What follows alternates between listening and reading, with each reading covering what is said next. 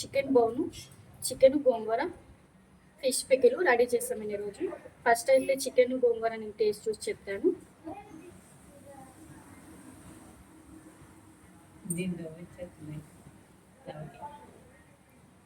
ఇదైతే చాలా బాగుందండి, నాకైతే నచ్చింది, మీకైతే ఎలా ఉంటుందో నాకు తెలియదు.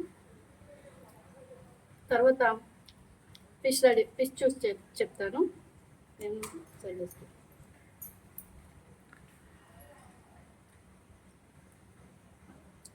ఇది కూడా చాలా బాగుంది.